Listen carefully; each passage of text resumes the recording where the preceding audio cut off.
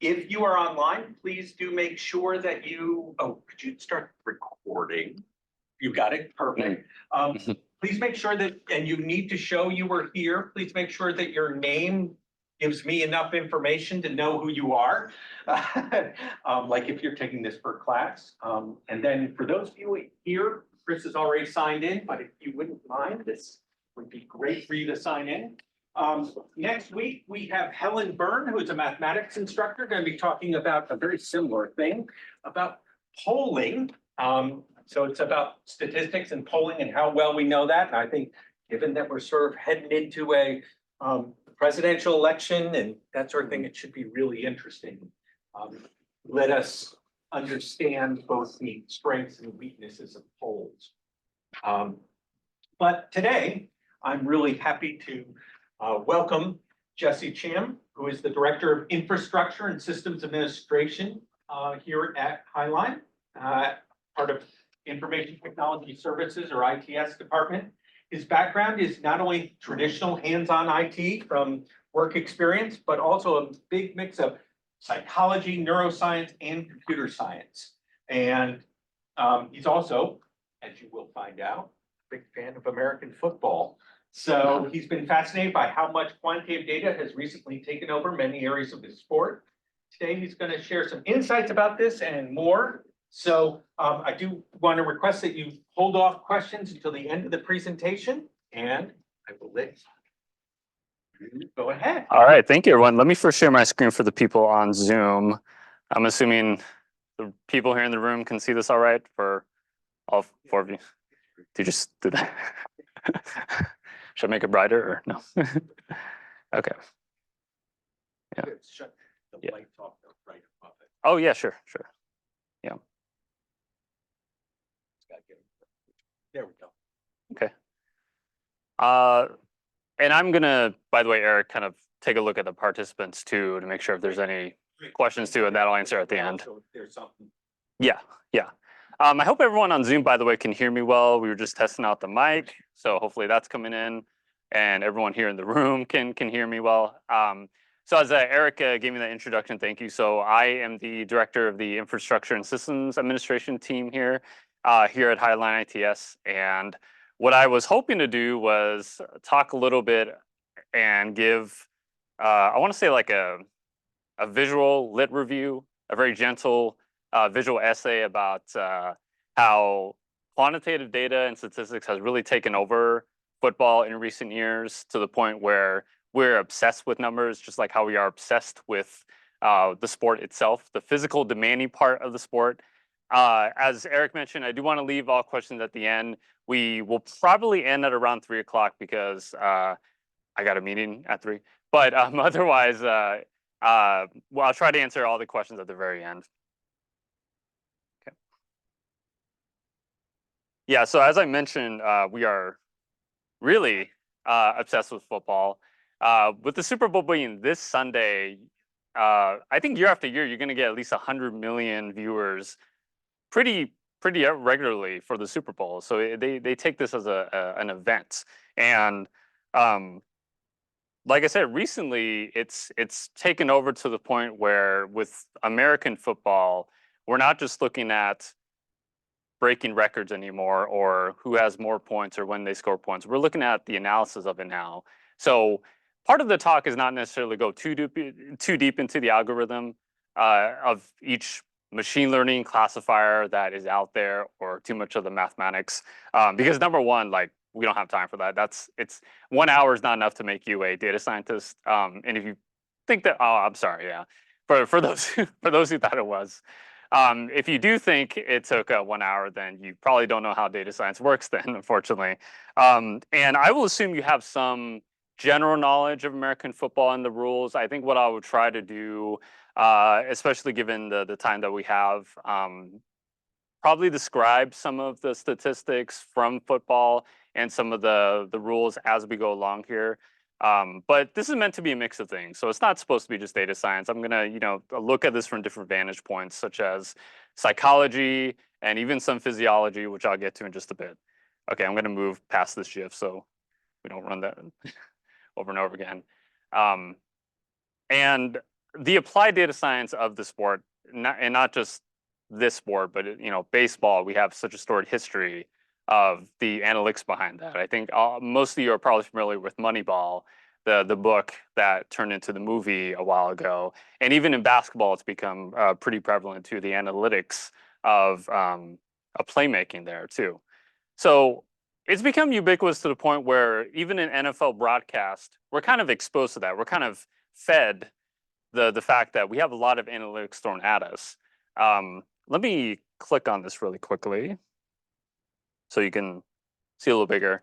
So this comes from a paper not too long ago that went through a whole bunch of broadcast games and kept track of how many times a statistical reference was made in a broadcast, either on screen or by a commentator, a play-by-play commentator.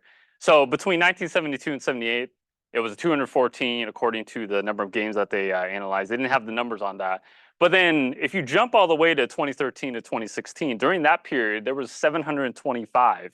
And the paper was released at that time, but if you go since then, you can probably guess that there's a lot more that they're now incorporating just because of the available technology we have to run these analytics.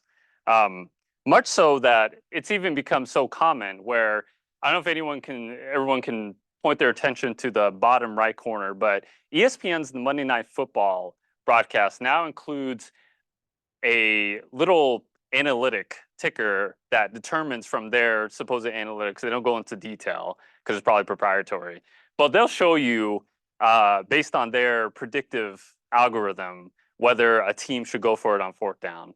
And by the way, I've watched Monday Night Football for a while. I have never seen this not say go. So I'm wondering if this is just like the algorithm is just like, oh, if it's as long as it's not like 40 yards, and just go for it.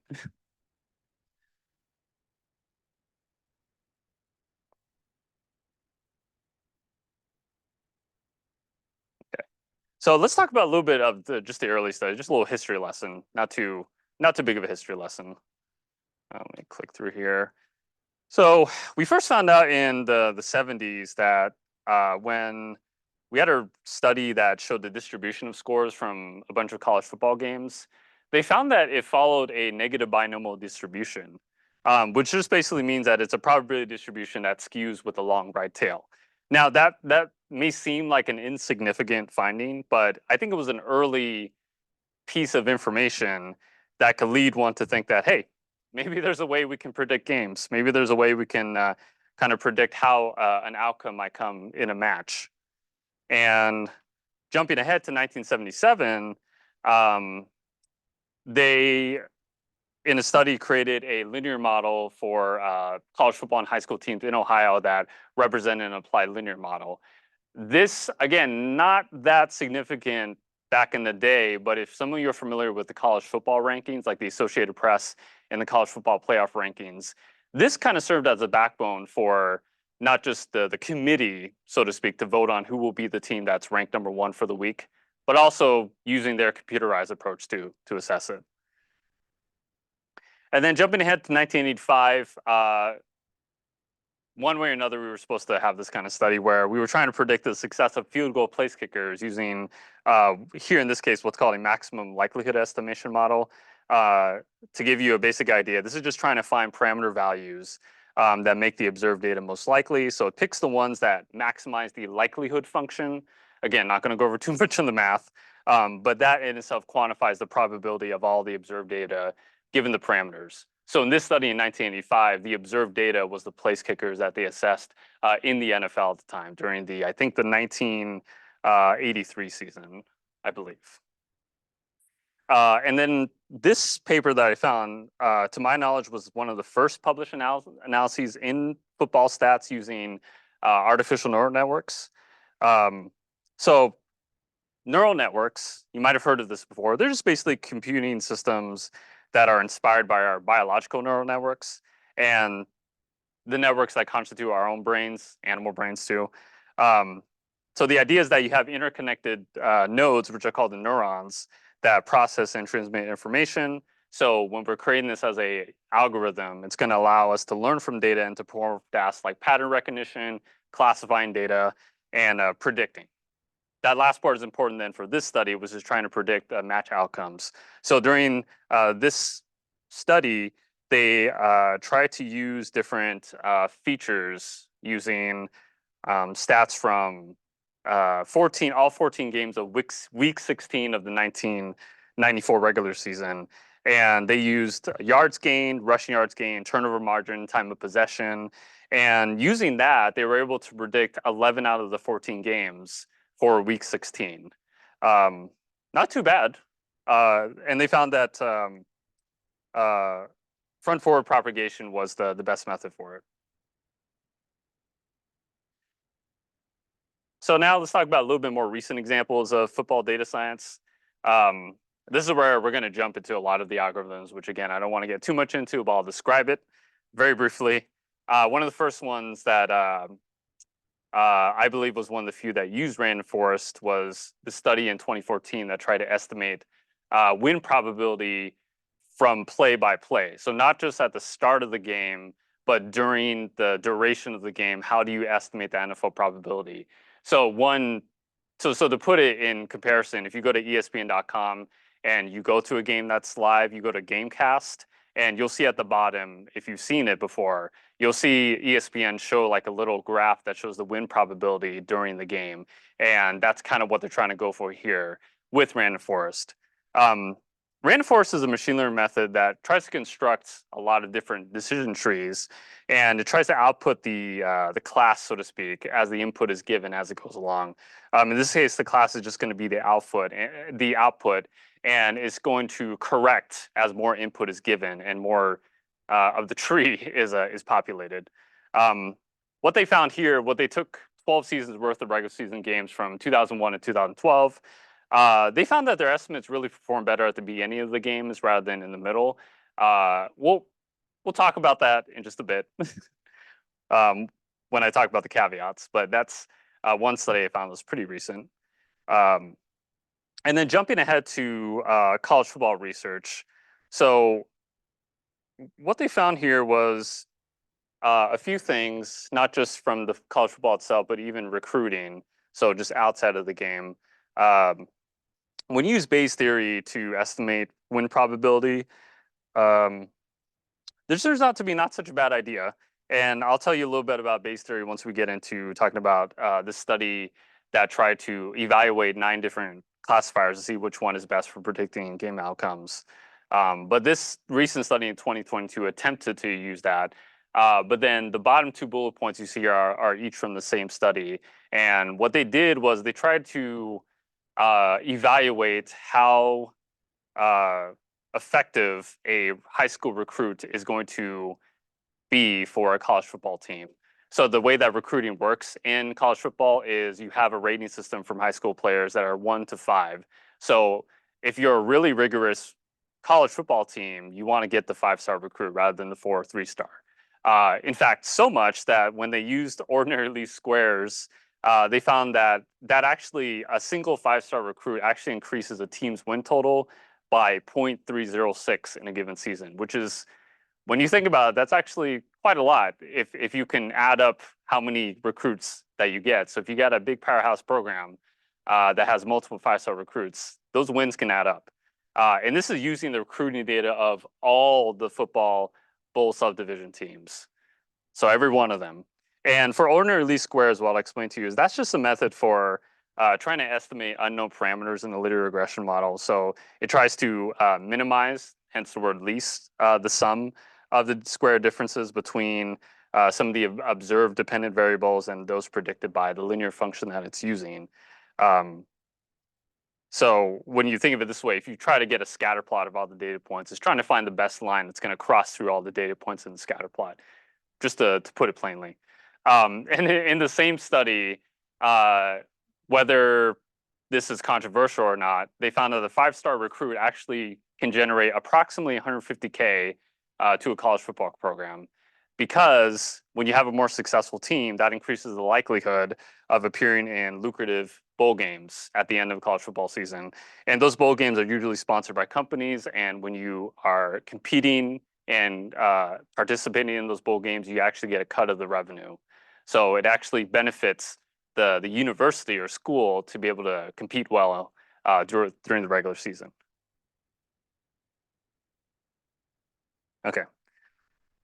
So fourth down conversions. I showed you earlier that little graphic that's on the NFL broadcast. So now there's actually a study that's talking about predicting fourth downs. So I'll explain just a little bit for those who are unaware. So for fourth downs, what those are is a team usually has 4 chances called downs to move the football about 10 yards each time until they get to the end zone of the other opponents. If you are on the fourth down, you can either give back the possession of the ball to the other team, or depending on where you are, you can kick a field goal. Or if you're like ESPN Analytics 100% of the time, you just go for it no matter where you're at, apparently. So this one is trying to use this study is trying to use logistic regression to find out what exactly are going to be the best predictors for successful fourth down conversion. And it's using logistic regression, which in just short plain terms, that's just a method used to model the probability of a binary outcome, meaning yes or no, based on some predictor variables. In this case, the predictor variables that they found was the distance, obviously, to get to a first down or whatever distance, if it's a pass play or a run play, where they're at the line of scrimmage, and actually the week of the season are significant factors in predicting a successful fourth down.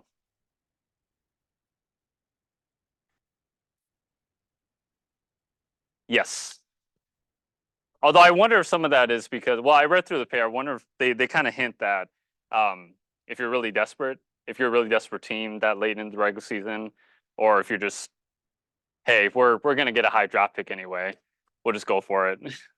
Yeah. Said about Detroit being, pretty big fourth down. Yeah. I remember that game, yeah. Or a couple weeks ago, right? Or when was it? Yeah. And this paper that I want to show, I thought was pretty unique. They were using unsupervised learning to try to predict pass coverage by defensive players, to try to emulate and try to predict, is the defensive player going to do man coverage or zone coverage based on where they're at? How early can this algorithm predict whether the player on the defense is going to go into zone coverage, being in a different island, so to speak? That's what zone coverage versus man coverage, which is they're just going to follow the receiver that they're assigned to. I'll zoom up on this just a little bit. So what you see here is the red dots are representing the offense, and this is from the paper itself. And then the blue dots represent the defensive player. So this is actually taken from a real NFL game. And during the unsupervised learning method, which I'll explain, each one of these are being outputted a certain probability of whether the defensive player, is going to go into zone coverage or man coverage. And you can imagine at the start of play, it may not be as accurate, but then by the time the end of the play is over, you're going to guess, oh, okay, they're doing man coverage versus zone coverage.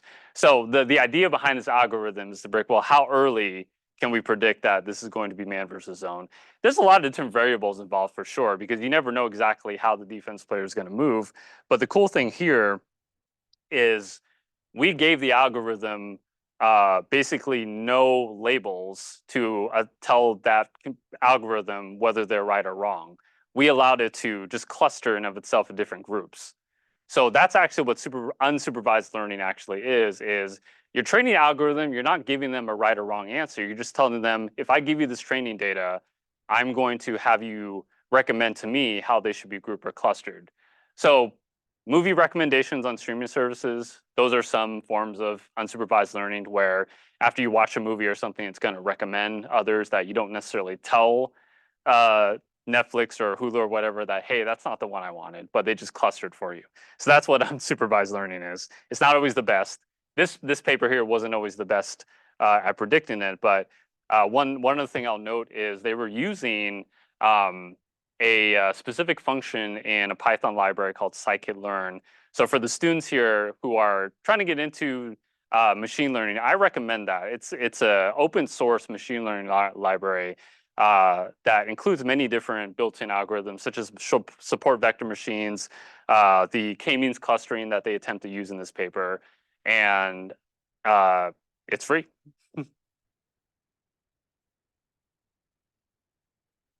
Okay, and then I'll talk a little bit then on what the NFL has done. So the NFL has, without a doubt, embraced analytics, such to the point where they partner with Amazon Web Services to try to deliver and research their own stats and predictive analytics for metrics that are involved in the game. So they call it NFL Next Gen Stats.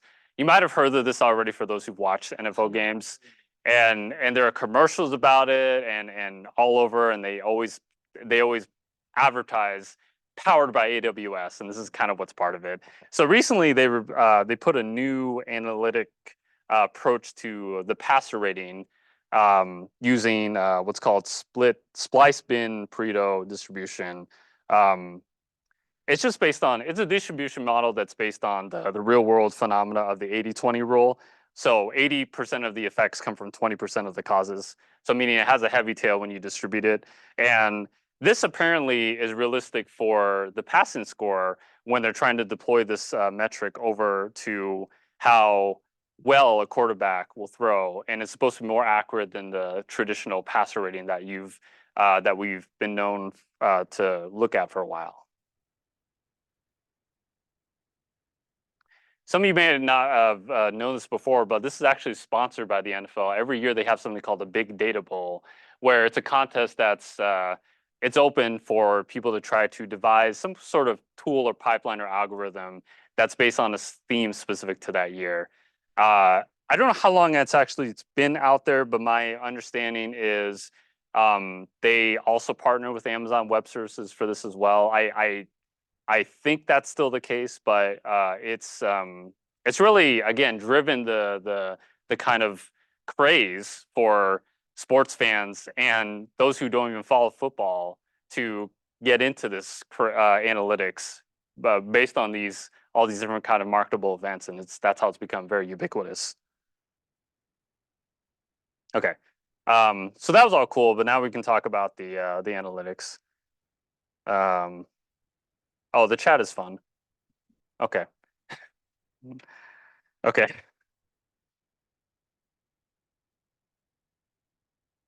So we got to this part of the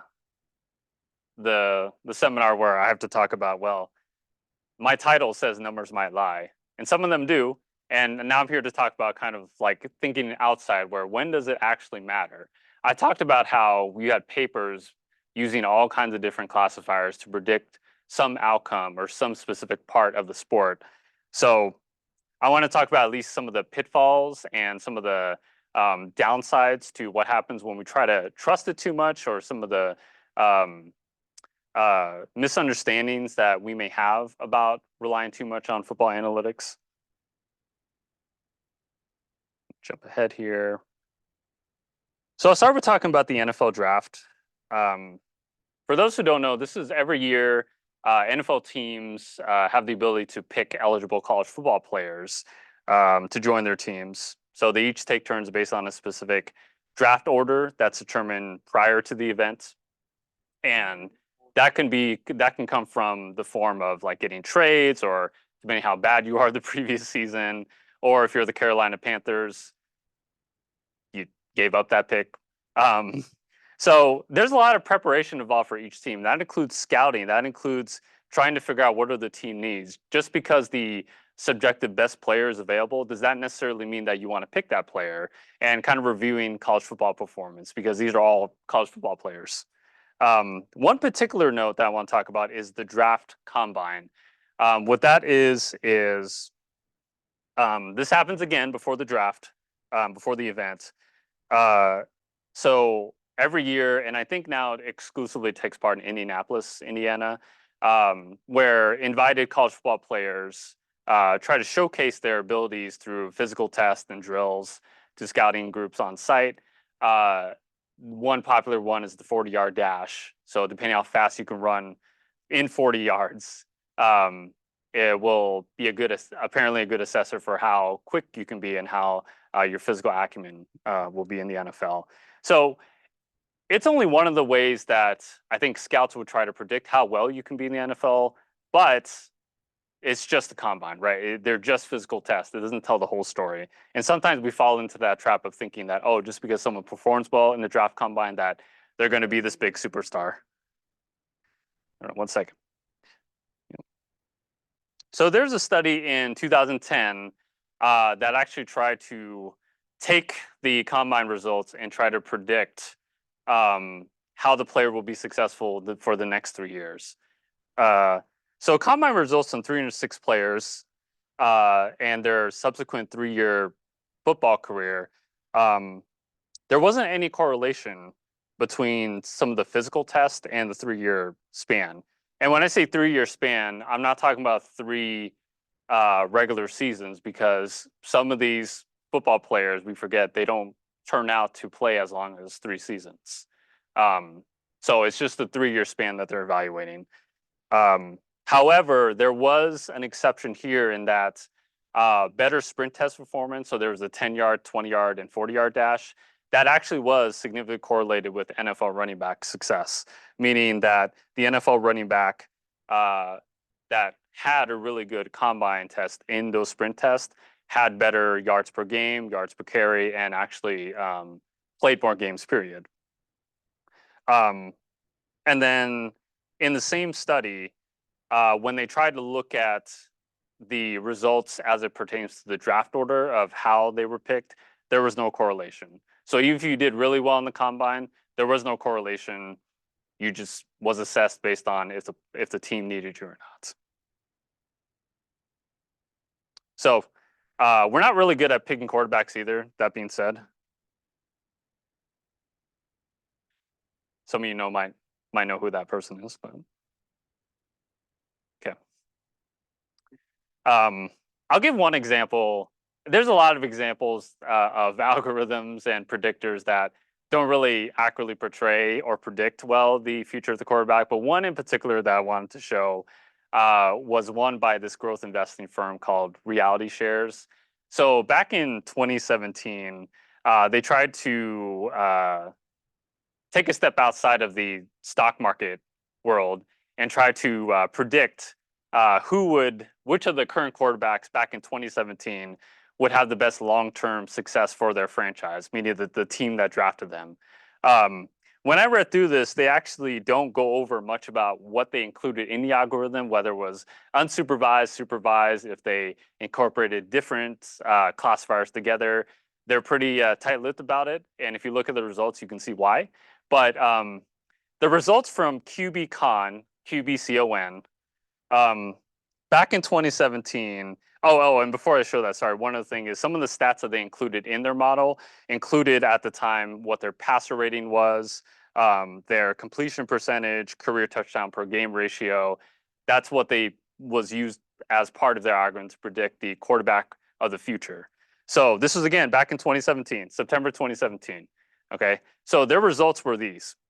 They predicted that the quarterback of the future, in lists from descending order, Russell Wilson of the Seattle Seahawks, Dak Prescott of the Dallas Cowboys, Marcus Mariota of the Tennessee Titans, Kirk Cousins of the Washington Redskins, now known as Commanders, Andrew Luck, Cam Newton, Jameis Winston, Matthew Stafford, Andy Dalton, and Derek Carr. And just so you're aware, this article that I found, it was titled, Data Reveals Russell Wilson Most Likely to Become the Next Tom Brady of NFL Quarterbacks, which is interesting because Tom Brady ended up winning 2 more Super Bowls after the study was made. So you can guess for yourself, for those who've been following football, how well this prediction played out. And just one of these players is actually still with the team that drafted them, Dak Prescott. Every other one is either on a new team, they retired, they become a backup, they're still waiting for being signed by a new team.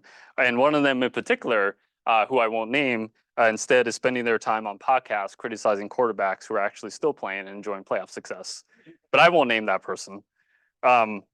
So you can see a lot of things can go a little off where it doesn't predict well. And keep in mind too, this was the same year that another quarterback was drafted who ended up having a lot of success since then that I'll mention just a bit. You might know who it is. And for the other pitfalls that I want to mention here, so this one kind of encapsulated for me at least. So in 2020, there was this literature review that tried to take 9 different machine learning algorithms to try to see how well each of them can predict the match outcomes of a total of 1,280 games from 2015 to 2020. They included 42 different features, meaning 42 different variables as part of their model. That included points scored, which is an obvious one, passing yards, rushing yards, completions, yards allowed by the defense, points allowed by the defense, fumbles lost, fumbles recovered, and so on and so forth. And a feature in this case, just to clarify, that's an input variable that's going to be used by these algorithms in their decision making on what predictions they end up with. So you not only want features that will actually help the classifier make more accurate predictions, but also ones that present actual relevant, meaningful information that's going to likewise build a meaningful machine learning model. And that's kind of what feature engineering is referring to when you learn about this. So some of the algorithms that they test include neural networks, support vector machines, decision trees, random forests, and naive Bayes. So the result that they found was the one using Bayes theorem performed best. And I mentioned Bayes theorem earlier. So to put in the simplest of definitions, that just means with Bayes theorem, we can calculate the probability of one event given the prior knowledge of something else happening. So it allows us to continually update probabilities as new evidence becomes available. So it's very useful for prediction tasks and is the foundation of Bayesian statistics. And in this case, this is one of them. So it was the most accurate at 67.53%. Now, here's the caveat with this though. The problem with this being classified as the best classifier, that was kind of a tongue twister. We unfortunately have to realize that there are two assumptions with this this particular winner here. Firstly, is that the feature predictors are independent, and that secondly, they assume that all the predictors have an equal effect on the outcome. So even though this turned out to be most accurate, there's a problem here in that it's basically making the assumption that each of the stats that they included are equally important and independent of each other. And we know from watching football that that isn't entirely true, where passing yards is correlated sometimes to pass completion, right? Sometimes yards allowed by defense is correlated with points scored or fumbles lost or whatever. So what they're saying is these are independent of each other, and that's problematic when it comes to understanding how algorithms work. When we kind of like read through the fine print of a contract, we realize like, wait, something's off here. But it ended up being the one that's most accurate. And I think, Eric, what I'll do is at the end of this, I will send you kind of the references that I chose for this, and I'll send to you so you can send it out so people can take a look. Okay.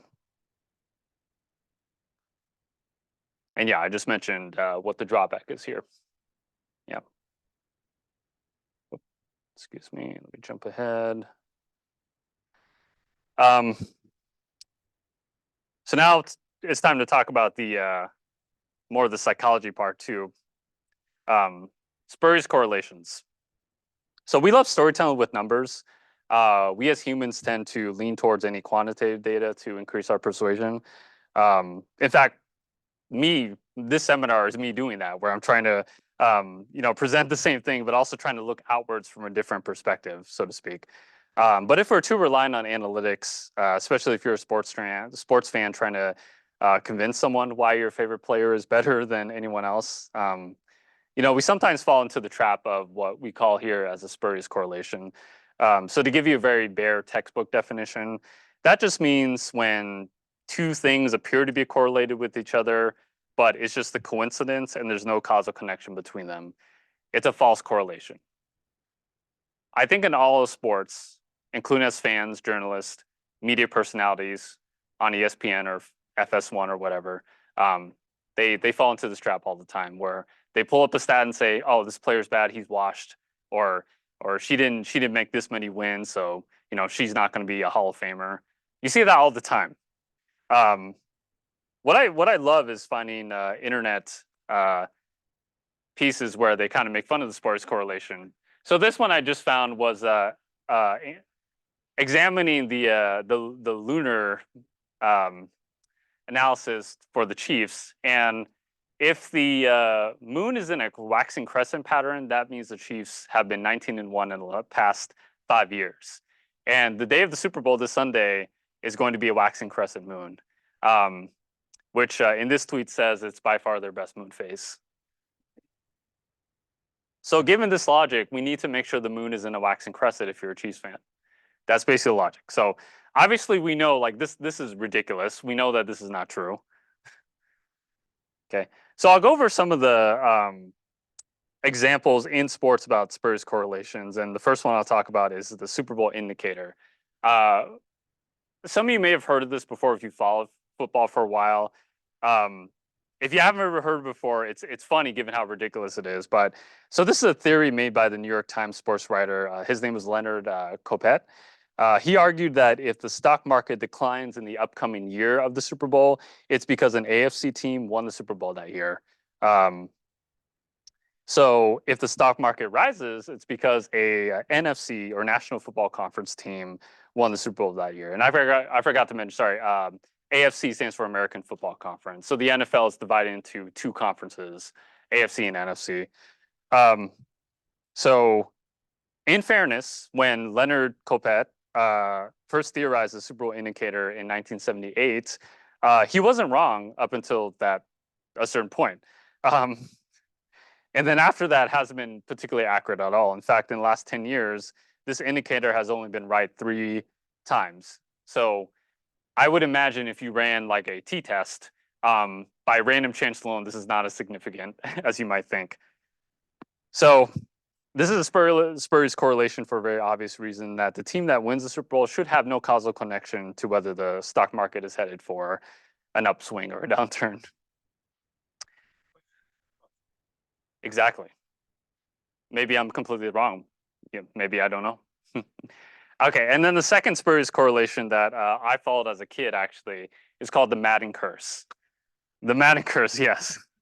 So to get some background info, every year there's a football video game series called Madden NFL. It's officially licensed by the NFL, and it's named after the late football coach John Madden, who coached the Raiders back in the day. So they release a new version every year, right around before the start of the regular season, I think like August or September. And then every year since 2000, the video game product cover features a player, a prominent player that's usually someone who had a really good previous year. So now there's been exceptions. I think the most recent exception to someone not being an athlete that's on the cover was John Madden. He passed away in 2021, so he was the cover athlete for the 2023 version to honor him. But otherwise, it's an active NFL player. So it's usually that player has had a pretty good previous season. So what the Madden curse claims to say is that the featured player ends up having a disappointing, bad, in subjective terms, season, whether it be a decrease in stats or an injury or lack of team success that season. So this is Minnesota Vikings quarterback Dante Culpepper. He was one of the first cover athletes for the game, Madden NFL 2002. This was released in August of 2001. So in the 2000 regular season, he had a pretty remarkable season. He not only led the Vikings to a playoff spot, but he led the league in passing touchdowns, all culminating in a Pro Bowl selection. A Pro Bowl selection in the NFL is a kind of an accolade to show that you had a really good season and you were picked by fans, sports writers, and coaches to be elected to that Pro Bowl. But then after he appeared on the Madden cover the very next season, he had a left knee injury that caused him to miss the last 5 games of the season. But even before that injury, he lost more games than he had won that year and declined in many passing categories, including touchdowns and passer rating. That was the start where people online on the internet started to push the Madden curse. This is Sean Alexander, running back for the Seattle Seahawks. This was 5 years later. So when Madden NFL 07, referring to 2007, was released in August of 2006, Sean Alexander was featured on the cover. So in the 2005 season, he accomplished what was probably one of the greatest seasons by an NFL running back. He set the single season record for most rushing touchdowns with 27 at the time, a record, and he led the league in pretty much every rushing category that year. And he was named the NFL's most valuable player, and he helped the Seahawks to an appearance in Super Bowl 40 against the Pittsburgh Steelers. Then after the Madden cover, he missed 6 games due to a foot injury that he recovered, so he wasn't completely out for the season. I think he was out for the middle of the season and came back, but he only had just under 900 rushing yards and 7 touchdowns, and unfortunately he retired just 2 seasons later. He wasn't with the Seahawks the whole time. He signed with Washington, and then I think after just a couple games he decided to call it a career. So these 2 players and others, I can go over more, but I don't have time. But that's kind of what drove interest in the Madden curse, and to the point that people believed in the curse so strongly, they make a connection between this event and the performance of a player afterwards. So again, spurious correlation. So they associate the event of an NFL player walking into a photography studio and getting photographed for a commercially licensed video game, and they correlate that one event with the supposed regression, negative outcomes of the same player afterwards. So you can kind of guess where I'm going with this, but there is no causal connection between those 2 events. And at some point, we witness athletes break the curse, so to speak. But those who really believe in the curse will try to pick and choose what details to support that data. This is Patrick Mahomes. He's the quarterback for the Kansas City Chiefs. He was featured on the cover of Madden NFL 20, referring to 2020, and this was released in August of 2019. So in the 2018 season, he was just the 3rd quarterback ever to have at least 50 passing touchdowns in a single season. He was awarded NFL's most valuable player and helped the Chiefs win the division in the AFC East. Now, then he was on the cover, and then in 2019, he did get injured. Some of you remember in 2019, he dislocated his kneecap, and some feared that he would miss a lot of games. He only ended up missing 2 games, but it was still an injury nonetheless. And once that happened, everyone was immediately pointing to, like, see, it's the Madden curse, without hesitation. But then, to argue against the Madden curse, he then, after that, had 2 more Super Bowl titles, 2 more Super Bowl MVPs. He was cursed with another regular MVP award, and he was cursed with winning more championships, and he was cursed with enduring the pain of the largest contract in the history of American football. Poor guy. Yeah, poor guy. So,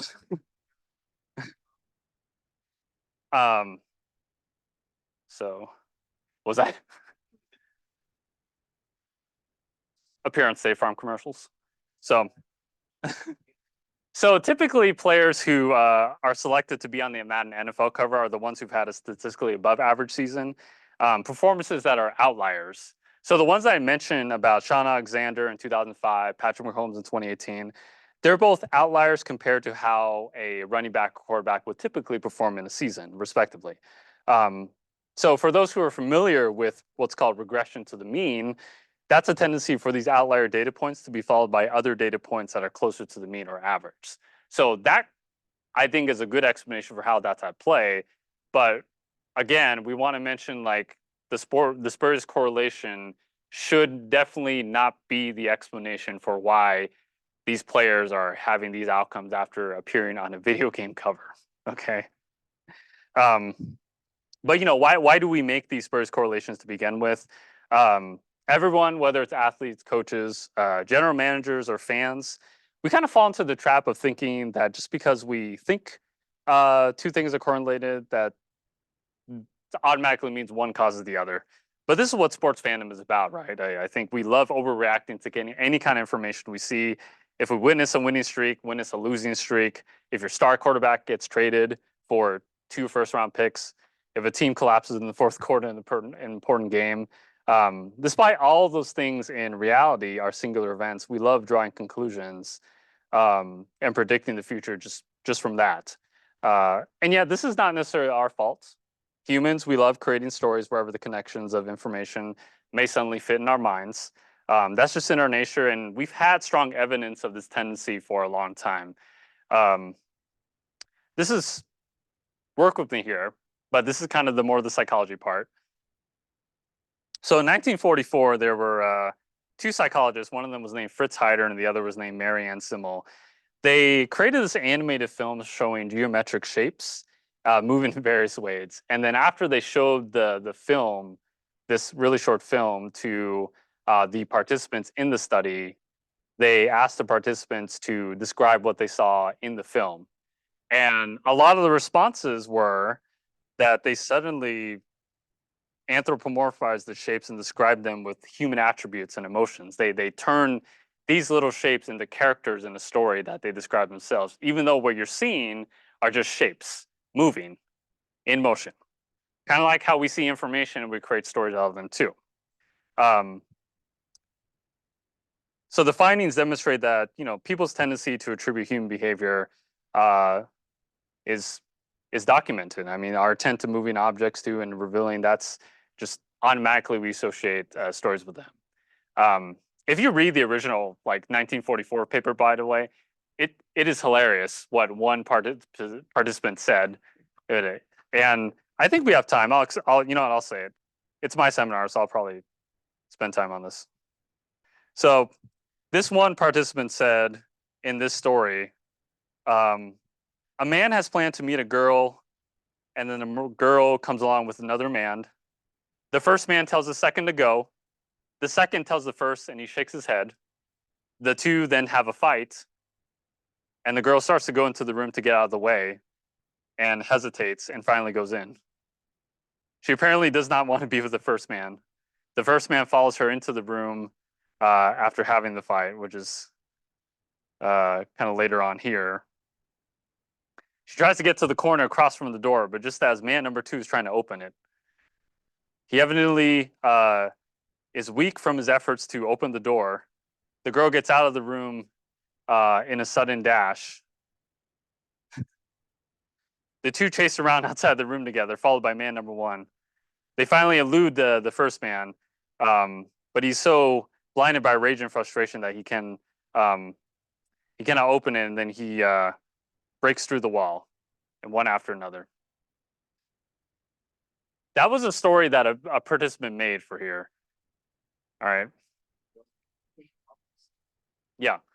Did I need to share that? Not necessarily, but you at least know what one participant said about just simple shapes. Okay.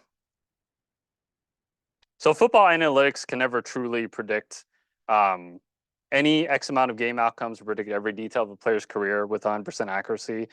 And in many respects, that's okay. But at the end of the day, we can never really predict how a football game will go, especially as the game is happening live in front of us. You know, we can't forget some of the intangible human elements, and that's kind of why we watch the sport to begin with, right? The unpredictability of what happens when someone can go against the odds. Okay, so now some of you are asking, okay, so if data science doesn't always matter, Jesse, when do you think it should matter? And I want to pivot to thing I want to talk about last, which is about the question that I have on here, which is how can football data and analytics make the game safer? Something we don't normally think about because we're kind of too absorbed with using that to predict performance, the game itself, rather than safety. So being a sports fan means getting almost too caught up in the stats and the devotion that we forget that, you know, the people that we're rooting for, these are athletes who go through a lot of training and a lot of physical development to maintain a level of play. whether it be a student athlete in the college football system or an NFL player.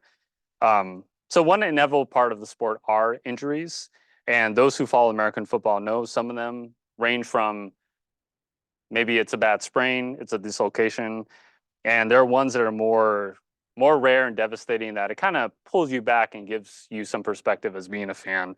And in fact, some of them are so devastating that they end up canceling the game entirely, which brings me to Damar Hamlin. So for those who don't know, Damar Hamlin is a defensive player for the Buffalo Bills. Last year on January 2nd, 2023, in a Monday Night Football game, well, he made a pretty ordinary routine tackle on a player, on a Bengals receiver. After the tackle, he stood up for a few seconds after the tackle and then suddenly fell into cardiac arrest. Oh, wow. Medical staff from the Bills sideline immediately tended to him. So they performed CPR. They had that automated external defibrillator. They did everything that they can, all while the stadium was completely silent, trying to figure out what happened. He was motionless and unresponsive for a pretty long time on live television. And it was the first time since 1971 that any player experienced cardiac arrest on the field in any American professional sports. So I'm certainly not going to show you any of that, video footage from the incident because if you're one of the millions of people who actually watch that live on television, or even if you happen to be there at the game, you know how devastating it was to witness that. But that immediate resuscitation of Damar Hamlin by the medical staff of the Bills, the speedy rehabilitation he had at the University of Cincinnati Medical Center, especially from a neurological standpoint, and the fact that he's now back playing for the Buffalo Bills. I mean, that's by any measure miraculous and amazing. And then in the weeks that follow, there became kind of an outpouring of support and increased interest in understanding what exactly happened to him that moment. And on the flip side, you had parents being interviewed where they're basically saying, like, how can I watch that and pretend not to worry that my kid might go through that someday if you have a kid that goes through contact sports. So I'll pivot to the data part. So here's what happened. Damar Hamlin, he found out that he suffered what was called a commotio cordis. From the tackle that he made before he went into cardiac arrest, the opposing player, T. Higgins, he was the Bengals receiver that collided with Damar Hamlin's chest at the time. That hit was enough force to trigger this event. Now, it's not just that. So this blow directly to the chest area over the heart, when it happens right at the same period of a 20 millisecond phase of the cardiac cycle, and that's otherwise known as just before the peak of the T wave of your heart's ECG, that is what induces this commotio cordis and results in the sudden cardiac arrest. And that's all just what happens, like, to trigger that event. So now for the scarier stats is even with resuscitation and defibrillation, even with what the medical staff did, the survival rate, according to the Sports Health Journal review, is just 25%. And that's if you do treat this within 3 minutes of the starting cardiac arrest. And then after 3 minutes, the survival rate drops to 3%. Now, if you're anyone who knows anything about heart health, or if you're even a football league commissioner, or if you oversee a sport, or if you're a parent of a kid who plays a contact sport, I think that's scary enough for you to try to keep in mind a few things, right? I mean, number one, always have a defibrillator at hand for these situations in a game. Number two, have medical staff available. But number three, understand the data and make better decisions on what kind of protective equipment, what kind of actions we can take to make the game safer for what is inevitably a physically demanding sport. So by having research and data being analyzed about such injuries and conditions, we're better informed and given a greater sense of urgency to do something about it. So how can football data help? This is where it can help here. I mentioned before, I think by understanding these injuries, including ones like concussions that I'll talk about next, that's as equally important for the NFL as it is for any level of football, whether it's high school or college football. Something that is disturbing, this is even going back as 2000, is when they did a study on concussions, they found that 31% of people that they found concussed at the high school and college level, they ended up continued playing that same game, meaning it was either detected and they disregarded it, or either it went undetected and they continued playing. And what's even scarier is that when you have a concussion, you're 3 times more likely to sustain another concussion in the same season compared to uninjured players. Okay. Now, jumping to the NFL, I'm sure those who follow the NFL for the past 20 years have been well aware of the scrutiny and all the findings about how prevalent concussions and CTE is in the NFL. We can have entire talks and even quarter-long classes about this, not just from a medical standpoint, but even from the legal ramifications.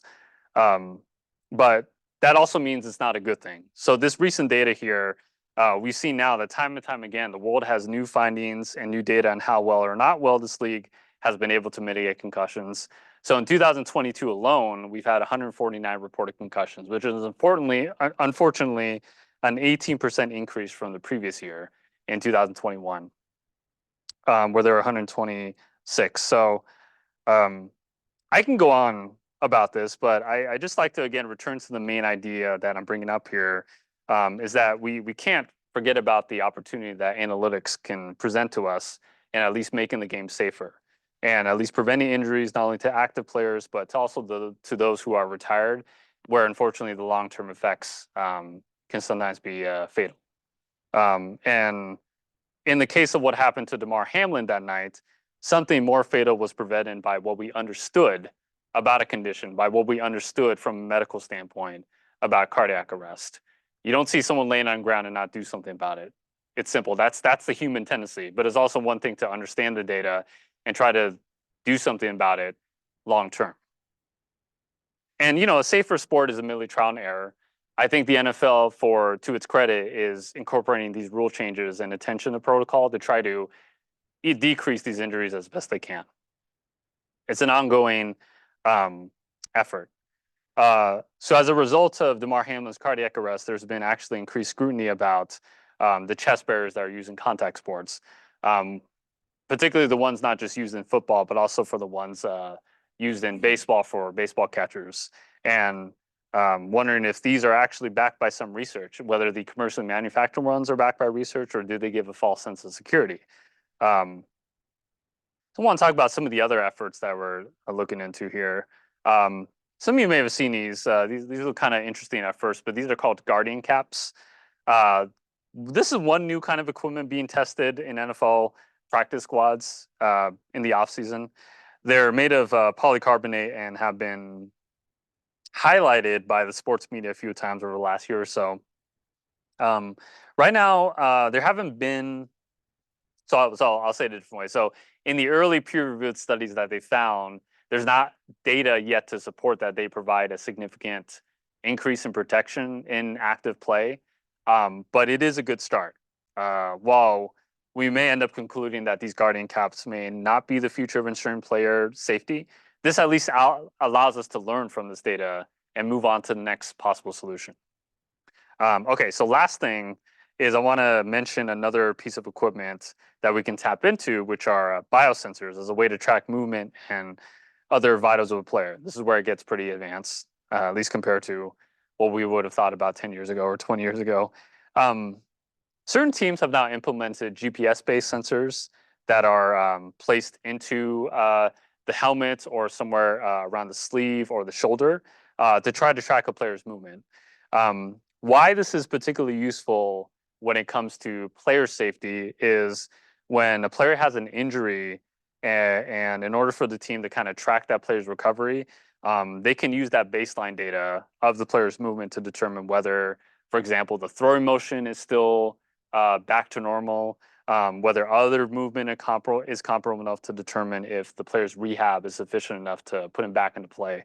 One specific example was when Carson Wentz, at the time he played for the Eagles, when he tore his ACL, anterior cruciate ligament, back in 2017, the Eagles staff used what was called the Zebra RFID chip to keep track of his recovery from the injury, because they already had that baseline when he wore it while he was playing uninjured. So they were asking, like, okay, how well was his throwing motion? Is he putting too much pressure on one leg when he drops back to pass? Is the positions of his cleats different than before as a response to some discomfort or pain? So all these questions were answered by the data that this RFID chip possessed. So it's pretty cool. Now, although this is promising on many levels about these biosensors, you know, we haven't discussed the flip side of this, which include the legal implications, how data is being collected and used, how it's impacted by the collective bargaining agreements, and we haven't even talked about how we can apply this to college football, whether the NCAA needs to intervene at some point. But that's a topic for another day. Anyway, so whatever data-driven approaches it takes to do the same for concussions and other injuries in American football, that's going to matter more for the collective enjoyment of this sport. I think more than any other algorithm can predict the best quarterback of the future. So to conclude this, I want to thank, first of all, I want to thank Eric for putting these seminars together. I think science communication is incredibly important the more information that we consume from everywhere. And having these kind of events not only take us out of just consuming this information at surface level, but also questioning, deciding what that information means to us. And then to tell a story, most especially. Yeah, I'll thank Highline as well. It's been officially 4 months now since I started here at Highline. You know, being part of this community, thank you. Being part of this community has been especially rewarding as I, you know, continue to learn more about the people here and what impact we can make from ITS here. And lastly, before we go into questions, guys, see a hand raised and some questions in the chat. I do want to give a shameless promotion for the next ITS roundtable, Tuesday, February 20th at 2 p.m. More details to follow. So thank you.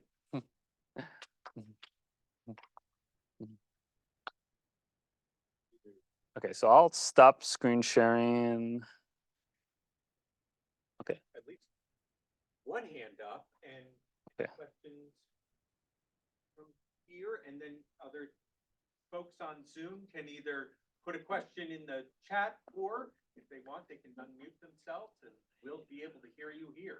Okay, so there was one question from Janet. Are GPS-based biosensors being tried out only in the NFL or also the AFL? The AFL, let's see. AFL, I'm not familiar with that one. I think the other football leagues are the Canadian Football League that I'm aware of, and then the new one that's owned by now Dwayne Johnson. It's not the XFL. It's now called the UFL, I think. Yeah. Is that the what you meant, Janet? Yeah, you can unmute here. Sorry. Yes, it is. I'm obviously not into football at all, but I thought it was the American Football League. Is there any such thing? The American, that might have been the league before the NFL. So when they merged, the AFC and the MC. Yeah, maybe that was it. Yeah. So to my knowledge, there's no American Football League. I think it's just the National Football League. But yeah, no worries.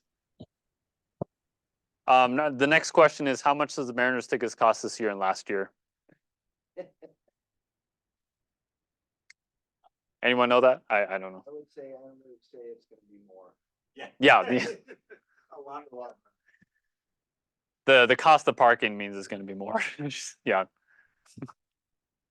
I have a question. Yeah. If I'll take, how good, obviously this data analytics, you need quality data. Yeah. How good is the data that they're using?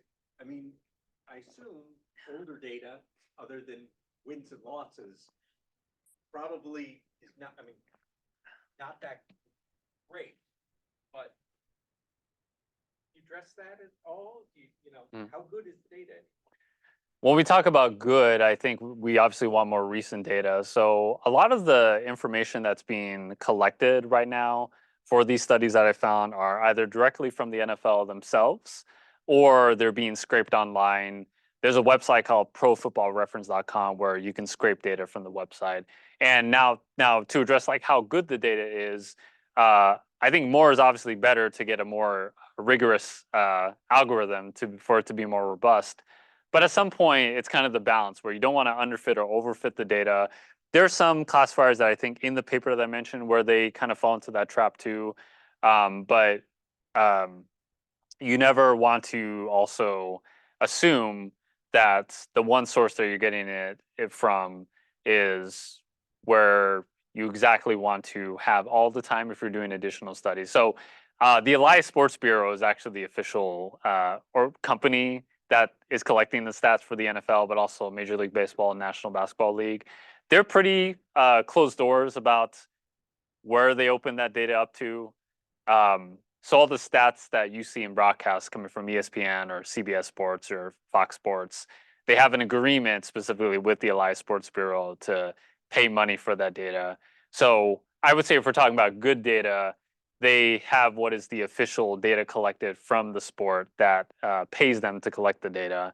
And if we're talking about doing this on your own, finding that data yourself, I think you can only rely on certain open source methods to scrape that from something like profootballreference.com or individually from different games, depending on what the question is too, right? So if you're doing a match outcome algorithm for a single game, obviously you want as much as you can from that game.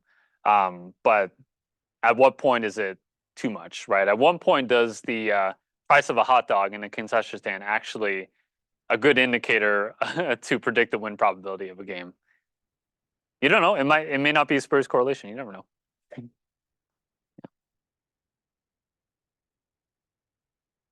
Just had an observation on my, just made me think when you're talking about analytics on fantasy football. I don't know if anyone plays fantasy, but Mhm. when you're playing your opponent, it'll give you basically a percentage that you're gonna win at the top there in ESPN on the app. Mhm. And Hey, Eric. Hey, Jesse. they're using those analytics for that. You know, Yeah. I can tell. I'm Yeah. like a lot of times you'll be up by like 40 Yeah. points, but it's gonna say the other person's gonna win, and you're like, wait, I'm up by 40 points, but Yeah. I'd say most normally they're correct. You're gonna lose, you're probably gonna lose. I've seen some games where I was close to winning. I had like a 60% chance, and then some player on the other team decides to have like a Yeah. career best day that has been unmatched in history. Yeah. So Ying, you had a question. Sorry, Kip was talking. Yeah, go ahead, Ying. Hey. Well, my question is, does the just give me a minute. Yeah. Does the concussions get changes every year or once a month? The concussions. Do you mean the stats or the reports, or what do you mean? Both stats in the report. Well, legally, they're supposed to be reported immediately after the game by an NFL team. If not, then that team or whoever's involved is in a lot of trouble. The yearly reports, they don't. So from the study that I found, they don't break it down by month or by game, just because that wasn't the intent of what the study or the release of the report found out. But that is useful to know to kind of track maybe at what point during the season are concussions the highest. I'm sure there have been studies out there about that or some exploration about that, but that was not documented in the report that I found. But good question. Yeah, Matthew. Yeah, I had a question. Yeah. We were talking about earlier how the naive Bayes analysis was the most accurate. It was only 67.5% Mhm. accurate. It Mhm. doesn't seem very good. Where are we Yeah. at now? I'm not sure where we're at now. Yeah, yeah. But that was the one that had the most accuracy. So all the other ones either was around 60%, and I think the worst performing was, I think, support vector machines, which was at 40 something. I mean, it's Yeah. 60%. I guess I don't have a good basis for whether 67% is a good prediction factor. Well, Matthew, I want to think of it like passing completion. Okay. So I think if a quarterback passes for 67%, that's not too bad. Yeah, Oh, yeah, okay. yeah. Yeah, well, so, but in a serious note, I think with machine learning algorithms, you always want to take that actually with a grain of salt. I don't think we'll ever get to 100% accuracy for a classifier because that could actually mean like something's wrong with the classifier, meaning like it overfitted the data or it's not properly trained on the data or properly tested on the data we're supposed to be testing. You can get to the 100, but not at 100, I think is what I think we fear. Now, 67%, that could be better. But I think with these algorithms, it's always like a work in progress. But we don't, but kind of the point of what I'm trying to mention here, this whole talk is like, we won't get to that until we go through these steps first. It's a good start. So then maybe the next study in a couple of years will be 77% or 87. Yeah. But good question though. And I know you have to get to a meeting, so Yeah. thank Oh, you yeah. all for being here, and I do thank you for a really interesting talk and one. Yeah, thank you. Got a lot of folks thinking about it, so Mhm. thank you very much. And come on back next week for everyone out there for looking at Yeah. polling. Yeah, thank you. So there's another question actually. So yeah, I'll send the slides. So someone had a question about the slides. So I'll send the slides to you, Eric, and if you want to send that to along with the references too Perfect, and all that. So cool. thank you. Thank you.